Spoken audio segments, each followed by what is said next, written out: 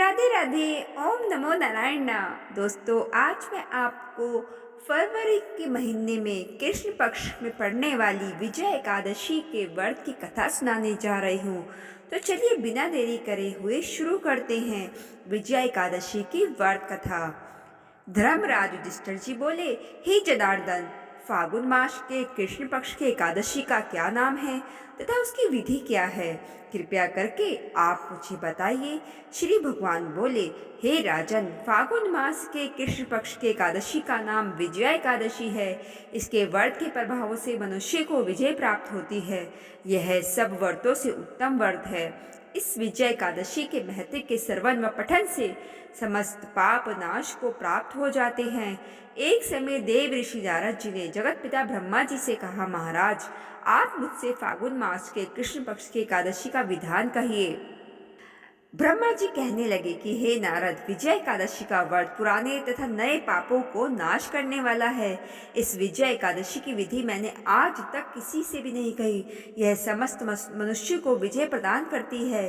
त्रेता युग में मर्यादा पुरुषोत्तम श्री रामचंद्र जी को जब 14 वर्ष का वनवास हो गया था, तब वे श्री लक्ष्मण तथा सीता जी सहित पंचवटी में निवास करने लगे। वहां पर दुष्ट रावण ने जब सीता जी का हरण किया, तब इस समाचार से श्री रामचंद्र जी तथा लक्ष्मण अत्यंत व्याकुल हुए और सीता जी की खोज में चल दिए। घूमते घूमते जब वे मरणासन जटायु के पास पहुंचे, यानी कि जब जटायु जी अपनी अंतिम अवस्था में थे, यानी कि मरने की सैया पर थे, तो जटायु उन्हें सीता जी का वृतांत सुनाकर स्वर्गलोक को चले गए। कुछ आगे जाकर उनकी सुग्रीव से मित्रता हुई और बाली का वध किया।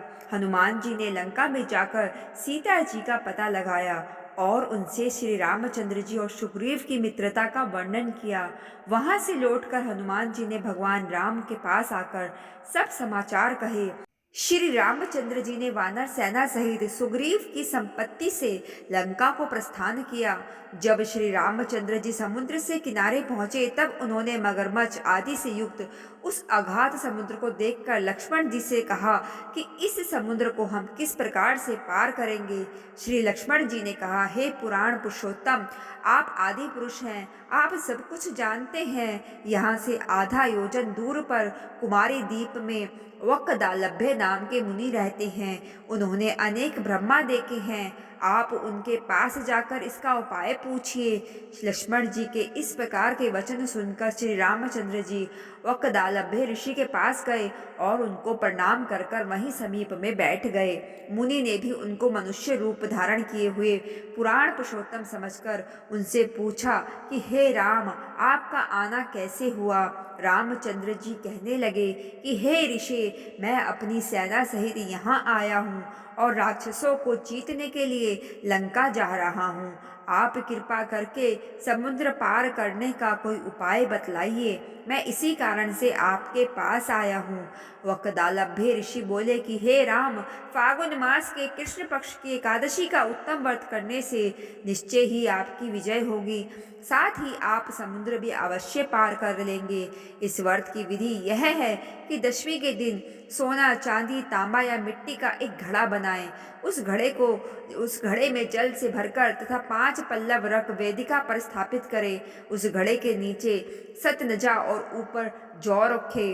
उस पर श्री नारायण भगवान की सोने की मूर्ति स्थापित करें। एकादशी के दिन स्नान आदि से निर्वृत्त होकर धूप, दीप, नैवेद्य, नारियल आदि से भगवान की पूजा करें। तत्पश्चात घड़े के सामने बैठकर दिन व्यतीत करें और रात्रि को भी उसी प्रकार बैठे रहकर जागरण करें। द्वादशी के दिन नित्य नियम से निवृत्त होकर उस घड़े को ब्राह्मण को दे दें। हे राम, यदि तुम भी इस व्रत को सेनापतियों सहित करोगे तो तुम्हारी विजय अवश्य होगी। श्री रामचंद्र जी ने ऋषि के कथानुसार इस व्रत को किया और इसके प्रभाव से दैत्य पर विजय पाई। अतः हे राजन, जो कोई मनुष्य विधि पूर्वक इस व्रत को करेगा, दोनों लोकों में उसकी अवश्य विजय होगी। श्री ब्रह्मा जी ने नारद जी से कहा था कि हे पुत्र, जो कोई इस व्रत के महत्व को पढ़ता या सुनता है, उसको वाजपेयी यज्ञ का फल प्राप्त होता है। तो दोस्तों, ये थी विजय एकादशी की व्रत कथा। इस कथा को ज़्यादा से ज़्यादा लोगों में शेयर करके आप भी आज के दिन पुण्य के भागी बनिए। राधे राधे। ओम नमो नारायण।